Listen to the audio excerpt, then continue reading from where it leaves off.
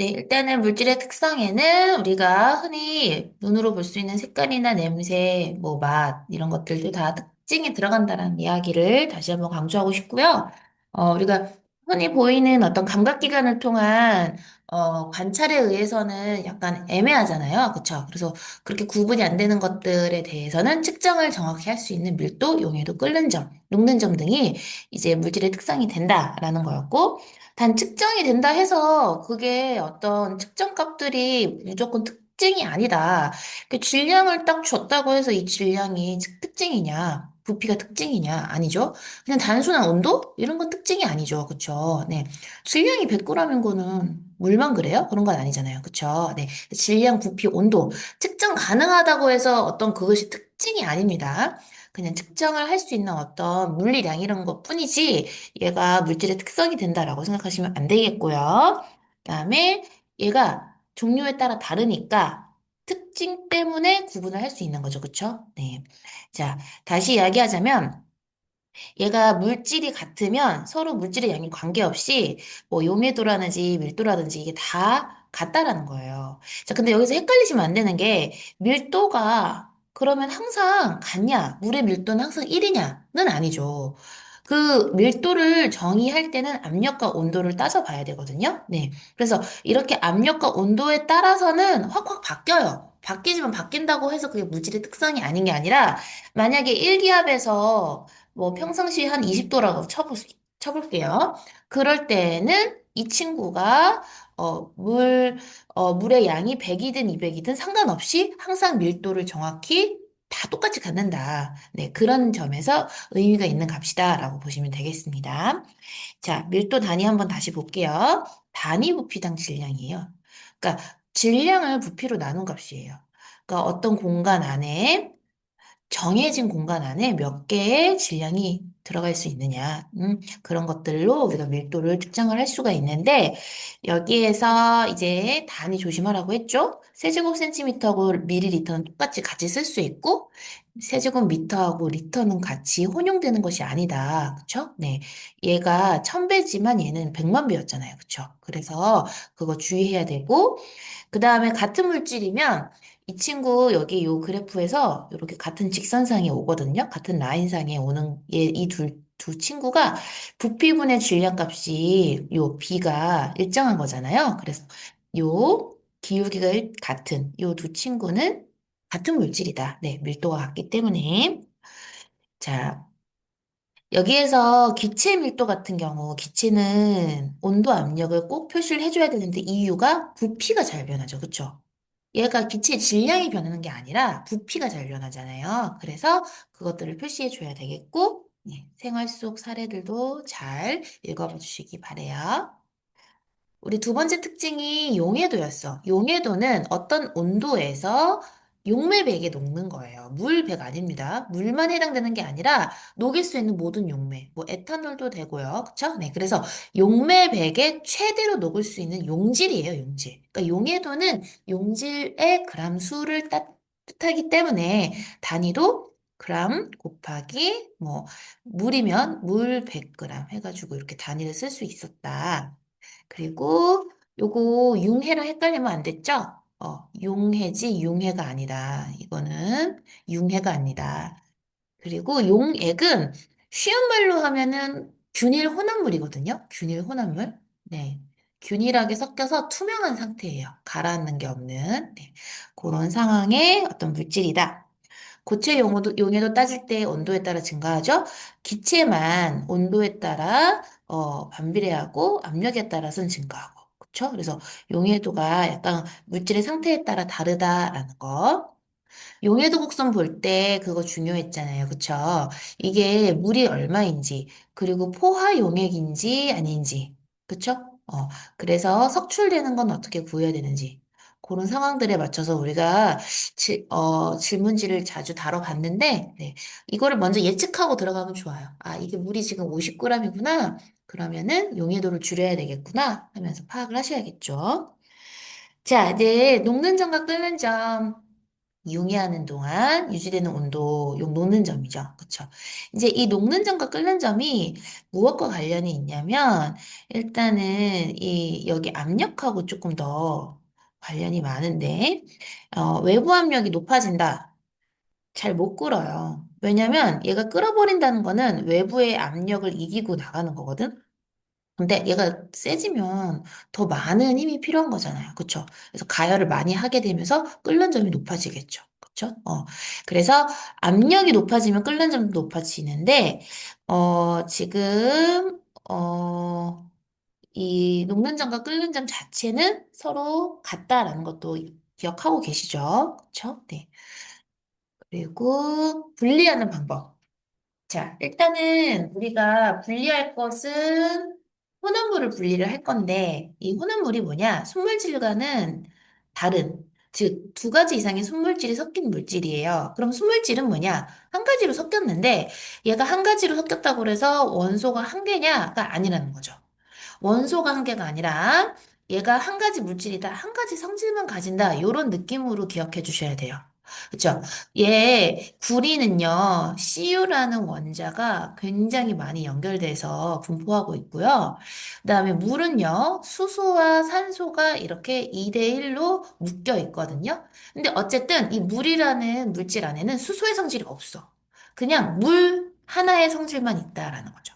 근데 반면에 혼합물은 이렇게 공기 같은 거 아니면 대표적으로 소금물 같은 건데 이 소금물 속에는 소금과 물의 성질이 각각 다 남아 있거든요. 네, 그래서 성질이 그대로 유지되면서 네, 그 친구들을 전부 다 섞어버린 사례다라고 기억을 해주셔야 됩니다.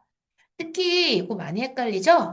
공기는 혼합물이에요. 순수하게 느껴져가지고 퓨어하니까 순물질이라고 자꾸도 착각을 하시는데 혼합물이고 고체 중에서는 합금이 혼합물이면서 균일하게. 네. 균일한 것은 투명한 편입니다. 불균이라면 뭔가 가라앉거나 불투명해요. 네. 그렇게 구분을 해주시고 또 헷갈리지 말아야 될 거. 100% 과일 주스, 100%니까 순수의 순물질 아니죠? 네, 과일 주스잖아요. 혼합물입니다. 이 혼합물하고 순물질을 분류하는 방법이 있는데, 이 혼합물 같은 경우에는 일정한 특징이, 그 어떤 물질의 특징이, 어, 그때그때 달라. 그러니까 물질의 양에 따라서 달라지거든요. 예를 들어서 소금물 같은 경우에는 물보다도 높은 온도에서 끓어버리는데, 왜냐하면 소금이 그걸 막아. 소금이 물을 끓지 못하게 막아요. 그래서 물은 소금과 섞이면 잘 못 끓고 또 얼지도 못하게 해. 어느 점도 떨어져. 어느 점은 점점 떨어지게 하고 끓는 점은 높아지게 하는 특징이 있습니다. 그래프상으로 원래 이렇게 일정한 구간이 있어야 된다면 이 소금이 들어간과 동시에 어떻게 생긴다? 이렇게 네, 높은 온도에서 끓기 시작하긴 하는데 온도가 계속 높아진다. 계속 떨어지고요. 그런 특징이 있었고요. 그 다음에 이 밀도차 이용한 분리 방법에는 얘네들이 액체냐 고체냐에 따라 좀 다른데 액체일 때는 이렇게 분별 깔때기를 쓰는 거 기억나시죠? 그리고 고체일 때는 그 중간 정도의 밀도를 가지는 그 액체가 필요해요. 그러니까 중간 정도의 밀도지 얘가 정확히 중간이어야 된다는 게 아니에요. 밀도가. 그러니까 하나는 띄우고 하나는 가라앉힐 수 있는 그런 중간 정도의 밀도를 갖는 액체가 필요하다라는 거였고 여기서 헷갈리지 말아야 될 게 녹이면 안 되겠죠, 절대. 네. 그래서 두 가지 요소, 녹이지 않고 중간 정도인 그런 액체를 쓴다. 그리고 퀴즈 하는 거, 이런 거, 이렇게 옛날 농사할 때 쓰는 도구들인데, 네, 그런 것들도 다 밀도차 이용한 분리에 해당이 되고, 용해도차는 일단은 순수한 고체 물질을 분리를 하고 싶은 건데, 이 친구를 먼저 녹여요. 고체를 일부러 용해를 시켰다가 온도를 낮춰요. 그러면 냉각이라고 하죠. 냉각을 시킨 후, 자, 용해도에 따라서 석출이 되는 친구가 따로 있죠. 그쵸? 뭔가 좀 용해도가 온도에 따라 급격히 달라지는 애들이 석출이 많이 되는데, 그렇게 석출을 시키고, 나머지 친구는 이제 물에 잘 녹아 있을 거 아니에요. 만약에 염화나트륨 같은 경우에는 물에 잘 녹아 있거든? 그래서 그렇게 되는 애들은 이제 어떻게 한다? 그냥 증발을 해가지고 그 물을 분리해내고, 내가 원하는 고체만 얻을 수 있다. 그래서 천일염도 천일염 바다에서 먼저 이렇게 증발시켜가지고 얻어낸 어떤 첫 번째 소금이라고 할 수 있는데 그 천일염을 일단 일부러 물에 녹이면 천일염 속에 붙어있던 먼지 같은 것들 아니면 중금속 같은 애들 뭐 그런 애들이 다 걸러지고 그리고 물에 녹지 않는 불순물 제거 후에는 이제 우리가 조금 사용할 수 있는 깨끗한 소금이나 염화 마그네슘, 물 같은 게 같이 녹아 있잖아요. 그러니까 그 친구를 물이랑 분리해내기 위해서 이렇게 또 증발을 시키게 되는 거죠. 그렇죠? 그래서 재결정하고 증발을 시킵니다. 자, 마지막 끓는 점차를 이용한 방법은 증류라고 하는데 이 증류의 예가 원유 분리나 전통 소주가 대표적으로 많이 나오잖아요. 네, 그럴 때 원유 같은 경우는 맨 위에서 끓는 점 제일 낮은 게 먼저 끓어 나온다. 끓는 점 낮은 거. 네. 소주 만들 때 소주꼬리에서 남는 거는 곡주라고 해가지고 이제 뭐 막걸리 같은 애들이 해당이 되겠죠? 네, 뭐 순수한 에탄올만 증류돼서가 나옵니다. 여기 암석을 금속하고 분리시키고 싶을 때 금속이 좀 잘 녹는 편이거든요. 그래서 녹여가지고 분리를 합니다. 그런 식으로 우리가 나올 수 있다. 자, 물질의 특성 여기까지 하고요. 조금 뒤에 이어서 또 진행할게요. 네, 직권 시작해 보도록 하겠습니다. 지구계는 서로 영향을 주고받고 있다. 지수 기생회가 있다. 이 외권 같은 경우는 비록 지구가 이제 뭐 지구에 어떤 물질이 거기 있는 건 아니지만 영향을 주고받잖아요. 그쵸? 영향을 주고받으면 지구계에 들어간다는 얘기입니다. 바깥 영역이긴 하지만. 자, 직권부터 한번 보겠습니다. 직권 조사 방법 기억나시죠? 지진파를 제일 효율적으로 쓰고 있고, 직권이 이제 네 가지로, 직권이 네 가지로 나뉘는 거예요. 지각이 네 가지가 아니라. 그래서 직권은 지각, 멘틀, 외핵, 내핵 네 가지로 나뉘어지는데, 얘네들이 구분되는 요 경계마다 경계면에 이름도 있었죠. 네, 요 정도는 알아두셔야 돼. 첫 번째 모으면은 이제 지각과 멘틀 사이의 경계면이고, 이 멘틀과 지각의 차이를 알아내게 된 계기들이 있었다고 했었어요. 네. 그리고 그 다음에는 멘틀과 외핵과 내핵, 얘네들이 있다. 직접 가봐서 알게 된 게 아니라 지진파 분석으로 알게 된 거죠. 그래서 전체적인 고체 상태인 거는 멘틀. 고체는 내핵도 고체고 지각도 고체인데 멘틀은 좀 유동적 고체예요. 유동성이 있어서 살짝 흐른다라고 보시면 되고요. 외핵이 액체인 이유는 이제 너무 뜨거워서.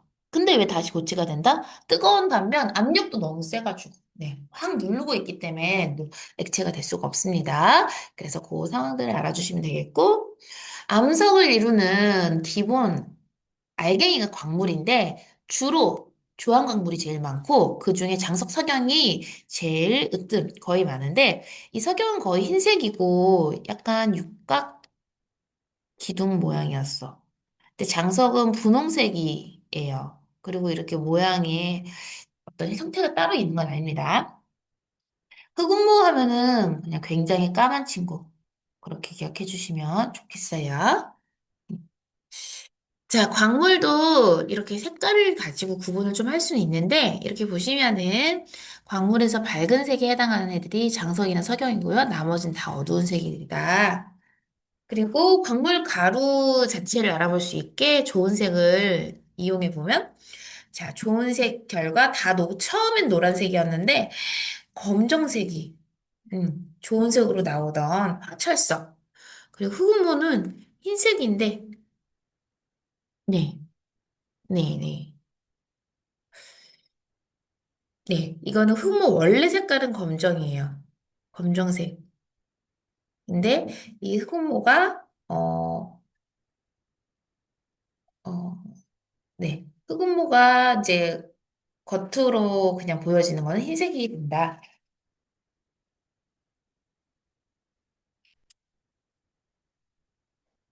네, 그러니까 이 검정색 친구고 흰색인 거는 좋은 색일 때 흰색이 나오는 거죠. 네. 자, 굵기는 단단한 정도라고 예전에도 말을 했었는데 이 단단한 정도 얘기할 때 이따가도 말하겠지만 화강암과 현무암도 단단한 정도가 다르거든요. 화강암보다 현무암이 더 무거워요. 무겁긴 한데 어 단단한 정도로 치면은, 음, 화강암이 더 단단해요. 네. 약간 특징이 조금 다르죠? 네. 그리고 염산 반응에는 방해석이 염산 반응을 하고 나중에 석회암이나 대리암 되었을 때도 반응을 합니다. 자성은 이제 쇠붙이 붙는 성질인데요. 쇠붙이를 붙이는 거는 자철석. 자성이 있는 자철석이 쇠붙이를 붙인다. 나머지 활용 한번 읽어보시고요.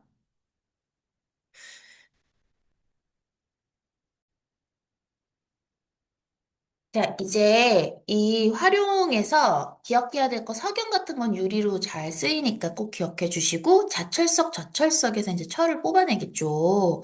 전선의 재료가 된다는 황동석도 기억해 주세요. 암석은 석회암으로 시멘트 만드는데, 화강암으로 건축 재료 만드는데, 편마암 줄무늬 있어가지고 장식용 조경을 하는데 쓰입니다. 이 화강암이 굉장히 단단해요. 그러니까 무거운 건 현무암이 더 무겁지만, 네, 아까도 말했지만, 화강암이 더 단단하고, 그래서 건축에 많이 쓰이고 있습니다. 자, 암석을 구분을 할 때 생성 과정에 따라서 구분이 된다는 거 꼭 기억해 주세요. 화성암, 퇴적암, 변성암 세 가지로 구분이 되고 마그마 굳은 거, 퇴적물 쌓인 거, 암석이 열과 압력을 받아서 이렇게 변성암이라고 하죠. 일단은 화성암도 생성 장소에 따라 냉각 속도가 달라지는 게 키포인트인데 그래서 결정이 달라지죠. 화산암은 지표 부근에서 빨리 냉각을 하다 보니까 크기가 작고 심성암은 크고 그래서 현무암 쪽은 어둡고 작은 그쵸? 반려암 쪽은 아니 어 그쵸? 여기는 어둡고 큰 그런 친구들이 되겠습니다. 화성암 분류할 때 아까 결정 크기나 암석에 따라서 이렇게 나뉘어지고 있다. 기억 다시 한번 해주시고, 퇴적암은 다섯 그 단계가 있는데, 운반 퇴적, 다져짐. 이거는 그냥 가까워지는 거라고 했어요. 굳어짐은 풀 붙이는 것처럼, 그 물속에 있는 어떤 석회 성분들이 굳게 도와주는 거죠. 풀칠하는 상황이고, 퇴적암이 됩니다. 그렇게 쌓일 때 어떤 동물의 사체, 생물의 사체가 죽은 어떤 생물의 몸이 남거나 흔적이 남는 거 다 화석이라고 하는데 퇴적하면서 볼 수가 있다. 네, 그때 같이 쌓이니까. 그리고 층리가 있다. 퇴적암 이름은 여감, 사암, 이암, 그리고 석회암이 있어요. 네, 종류와 크기에 따라 분류가 되고, 변성암은 이렇게 염리라는 특징이 있는데, 광물들이 압력을 받아서 눌리죠. 그쵸? 그래서 염리는, 굉장히 얇아요. 잎사귀 옆이라고 해서 굉장히 얇은데, 얘네가 광물 하나하나가 이렇게 눌린 상태라서 얇을 수밖에 없겠죠?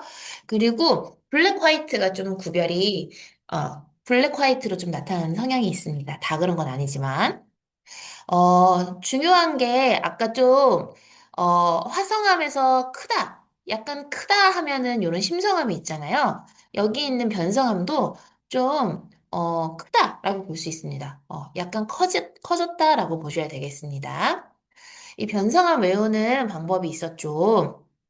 사규, 석대, 강한 마음. 제일 편한 편마음. 이렇게. 그쵸? 그래서 요거 사암교암, 석회암, 대리암, 강한 할 때 화강암, 편마음. 그쵸? 네, 그런 식으로 외우면 좋다. 순환 과정이 끊임없이 이루어지고 있고 굉장히 천천히 이루어지고 있다라는 것도 알아두시면 좋겠고요. 자, 계속해서 지구는 부서지고 있죠? 뭐 때문이냐면 물이나 공기, 생물 때문에. 여기 빠져 있는 거는 이끼가 빠져 있더라고요. 이끼도 암석을 녹이죠. 네. 그리고 여기서는 압력 차이에 의해서 암석이 위로 올라오면 바닥에서 올라오면 이 친구 바깥에 있는 대기압은 바닥의 압력에 비하면 굉장히 약하기 때문에 이 겉표면이 조금 약해지면서 부서지는 경향이 있습니다. 자, 결론. 흙이 이제 만들어져야 사람이 살고 동물들이 살 수 있는데, 흙 만들어지는 순서 꼭 기억하셔야 될 게 1, 2, 4, 3이죠. 그쵸? 요 B층은 너무 고와서 너무 곱고 물에 녹아서 내려온 거예요. 그래서 여기가 제일 고운 건 맞는데, B층이 잘 자라는 층은 아니야. A층이 제일 잘 자라. 식물은 뿌리에서도 호흡을 해야 하기 때문에 물을 다 품고 있는 그런 B층은 안 되고요. 너무 고우면 물이 잘 빠져나가지 못하겠죠? 진흙 같은 거, 갯벌 같은 거, 그런 친구들이라고 보시면 돼요. 그런 친구 말고 적당히 물 빠짐이 있으면서 공기가 통하는 그런 A층이 식물이 잘 자라는 흙이다. 그리고 그런 표현도 많이 쓰더라고요. 풍화가 제일 잘 된 거? 당연히 B겠죠. 그쵸? 제일 마지막에 생기는. B가 풍화가 제일 잘 된 상황이겠죠. 계속해서 풍화돼가지고. 자, 대륙 이동은 우리가 하나의 대륙이 분리되었다라고 보는 학설인데, 이 증거 네 가지 기억하라고 했죠? 네. 자, 그 증거는 좀 이따가 한번 같이 볼 거고, 이 대륙 이동이 그 당시 이제 인정 못 받았던 게 그때는 어떤 이 원인, 증거는 있지만 원인을 설명하지 못했다. 그런 이야기를 좀 해줬습니다. 자, 판이 갑자기 나오는데, 이 판은 사실 우리가 해저 확장설부터 좀 이야기를 해야 이해하기가 쉽거든요. 네. 해저 확장설 이야기를 좀 하면서 판을 마무리해 보도록 하겠습니다. 일단은 바다에 해양 지각이 있고 이렇게 대륙 지각이 있잖아요. 근데 해양 지각은 보통 현무암질이고요. 이 대륙 지각은 화강암질인데 이 화강암질이 아까 현무암보다는 좀 가볍다고 했죠. 단단하지만. 그래서 현무암질인 해양 지각이 이렇게 섭입을 해요. 가라앉아요. 만나면 이렇게 만나게 되는데 얘가 만나는 이유는 뭐죠? 멘틀 때문에 같이 만나는 거예요. 멘틀이 움직이니까. 멘틀이 움직이다 보니까 여기 이 해저가 해양 대륙이 이렇게 가면서 섭입해서 들어가거든요. 자, 그 들어가는 그 경계에서 계속해서 땅과 땅이 만나니까 아무래도 지진도 나오고 거기에서 열과 압력이 발생하면서 마그마가 생긴단 말이에요. 그러다 보니까 그런 곳들이 다 화산대, 지진대가 되면서 이렇게 어떤 판의 경계가 바로 화산대 지진대로 나타난다는 걸 볼 수 있다는 얘기지. 요 라인이 판의 경계란 얘기야, 지금. 그래서 결론은 뭐냐면 지구는 아주 많진 않지만 한 신별 몇 개 정도의 판으로 이루어져 있고 당연히 좀 다양한 방향, 다양한 속력으로 이동을 하겠죠.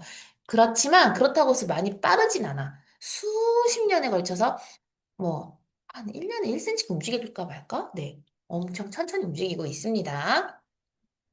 자, 그리고 여기 대륙이동설 그 증거 네 가지 이야기를 좀 요걸 보면서 해볼 건데요. 제가 그것 좀 기억해 주라고 했었죠? 여기가 북아메리카, 남아메리카, 여기가 유라시아, 여기 오세아니아, 여기 아프리카. 이렇게 보고 단순하게 조금 생각하면 쉽다 그랬어요. 지금 남아메리카하고 아프리카, 이쪽이죠. 남아메리카 오른쪽, 아프리카 왼쪽. 지금 이게 평면상으로 보면은 가장 멀리 떨어져 있지만 이렇게 말아보면은 저기가 만나겠죠. 그쵸? 서로 만나 있었다는 거예요. 하나로 저렇게 뭉쳐져 있었기 때문에 지금도 해안선이 비슷하다라는 이야기를 하고 있는 거예요. 그리고 여기 북아메리카 쪽하고 여기가 유럽이잖아요. 요 유럽 쪽하고 네, 어떻게 되고 있냐면 유럽과 북아메리카의 산맥이 굉장히 하나의 산맥처럼 이어져 있다라는 것들. 네. 그리고 여기 보시면 하얗게 보이시죠? 여기 하얀 영역이 뭐냐면 지금 여기가 지금 다 빙하의 흔적들이에요. 빙하. 지금 남아프리카 여기 보시면은 남아프리카란다. 여기 아프리카 이남, 그리고 여기가 남아메리카 이남. 이쪽이 다 빙하의 흔적들이 있어요. 아프리카가 예전에 적도가 아니었기 때문에 빙하가 있다는 얘기죠. 아프리카가 남극 쪽에 가까웠다라는 걸 보여주는 거고, 예전엔 이렇게 남극에 같이 붙어 있다가 지금 뿔뿔이 흩어진 거다라는 걸 보여주는 겁니다. 또 화석이 이야기가 나오고 있는데, 여기 보시면은 아까 계속 비슷한, 그쵸? 이젠 아시겠죠? 그 아프리카하고 여기 있는 남아메리카하고 화석들이 일치해요. 그러니까 지금 이렇게 멀리 떨어져 있는데 생물의 흔적이 어떻게 똑같을 수 있냐 이거죠. 사막여우, 북극여우가 다르게 생겼잖아요. 그쵸? 그런 것처럼 생물은 사는 곳에 따라 같은 종이라도 조금 다를 수밖에 없는데 너무 생김새가 똑같으니까 저거는 굉장히 강력한 증거다라는 이야기를 하고 있습니다.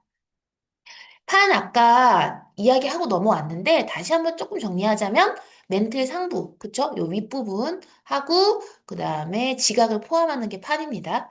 지각과 멘틀의 윗부분이 판이다라고 기억해 주시고 여기 이렇게 띠 형태로 있다라고 기억해 주시면 좋겠어요. 용어가 띠 형태이다. 띠를 이룬다.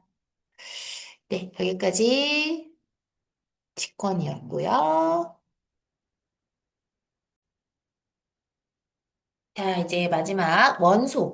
원소는 지금 처음에 이 원소와 화합물 이야기를 하면서 진행을 하고 있는데, 그러니까 원자로 둘 다 이루어져 있으나, 이 원소다라고 하면은 가장 기본이 되는 기본 성분들로서 이 친구가 그냥, 보통 이제 원소 중에는 호돈소라고 할 수 있는 것들이 많아요. 호돈소 대부분이 이제, 어, 호돈소라고 해서 수소 기체 있잖아요. 수소 기체.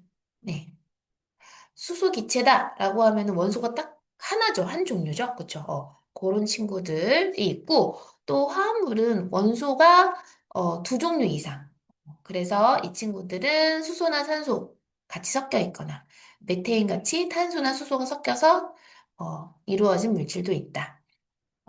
원소는 어, 네, 그래서 한 가지로 되어 있는데, 여기 보면 아까 수소 기체 같은 거 말고도 구리나 철도 다 한 가지로만 이루어져 있거든요. 근데 조금 차이점이 있다면 수소는 독립적이고, 구리는 구리가 계속 여러 개로 연결돼 있잖아요. 그렇죠? 네. 그래서 그렇게 조금 다른 특징이 있다라는 거 기억해 주시고, 그다음에 화학식 이제는 다 아시죠? 화학식 나타내는 거. 네, 한번 더 차분하게 보시고, 그 이야기를 좀 해보도록 할게요. 원자는 이제 원소를 구성을 해주는데, 이제 우리가 보통 원소 그러면은, 우리가 산소 원소에는 산소 원자가 두 개 이렇게 있다라고 이해를 해보는 게 좀 더 빠른 이해 방법일 것 같은데, 네. 이렇게 뭔가 기본 입자죠, 원자가. 근데 그 기본 입자이지만 그 안에도 원자핵과 또 전자가 있습니다. 이 원자핵과 전자 때문에 얘네들이 가끔은 전기를 띠고도 있죠. 그런데 보통 때는 원자핵과 전자에서 전하량이 같아요. 전하량. 전하량이라고 하면 전기적 성질을 뜻하는 건데 전하가 이 전기적 성질을 얼마나 띠고 있냐?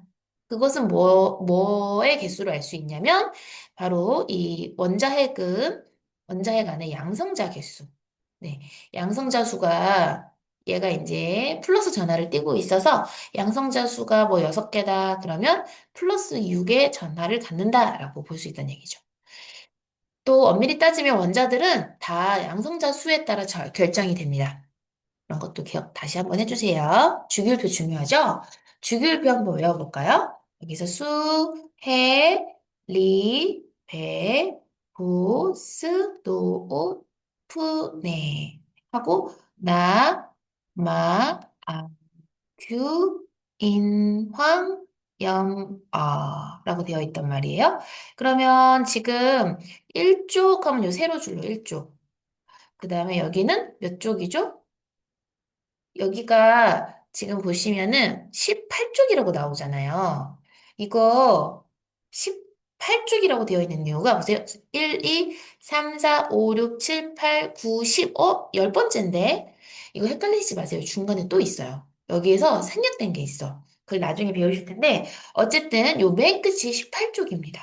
여기는 1쪽이고요. 세로줄끼리 성질이 비슷하고요. 가로줄끼리는 성질이 비슷한 게 아니라 다른 점이 좀 다른 어떤 특징이 또 있어요. 나중에 배우실 거예요. 일쪽에서 제외를 해야 될 게 수소를 빼야 돼요. 수소 빼고 나머지가 다 고체 상태 그리고 굉장히 밀도도 작고 무르고 뭐 그런 특징이 있다는 거 리나카. 그다음에 18쪽 원소는 반응을 안 해. 반응을 안 해서 아르곤 같은 경우는 용접할 때 그 금속에 산소가 닿으면 녹슬잖아요. 그거를 막아주면서 이 아르곤 기체를 쏴주면 산소 때문에 녹쓰는 걸 방지하면서 잘 붙일 수 있다. 네온 잘 아시죠? 네. 그 네온이 현각 물질이 나오니까 광고판에 이용되고 있고 헬륨은 너무너무 가벼워서 충전 기체로 이용을 하고 있다. 자, 지금 물질 기본을 이루는 입자에서 얘네들이 이제 원자 이야기를 했었는데, 원자가 합해진 게 분자잖아요? 네, 그래서 원자가 합해져서 분자가 되는데, 이때 분자를 이루는 원자의 종류는 얼마이고, 개수는 얼마인지 읽어주실 수 있어야 되겠고, 이게 같은 종류라도, 같은 종류의 원자가 결합해도 이렇게 붙는 개수에 따라서 서로 다른 분자가 탄생할 수 있다. 그것도 이해해 주시면 되겠습니다. 자, 여기 이온 같은 경우는 원자가 전자를 잃거나 얻어서 전하를 띠게 되는 그런 상황인데, 이온 표시할 때 플러스 마이너스를 숫자 뒤에다가 표시해 주는 거 기억해 주셔야 되겠고, 그리고 이온 이동 확인 실험을 할 때 색깔 있는 이온을 이용하는 거죠. 항상 구리에서 구리 이온이 항상 양이온이기 때문에 음극으로 가 있는 걸 볼 수 있게 되겠고, 구리는 이온일 때 파라니까 이 파란 이온은 뭐냐 하면은 구리이온이다라고 할 수 있다는 얘기죠. 다만 여기 아시죠? 이 친구들이 전기를 잘 흘려보내주려고 전해질을 넣어주기 때문에 여기에는 이 황산구리에서 구리만 마이너스로 가는 게 아니라 또 다른 물질이 항상 있다. 여기까지 하겠습니다.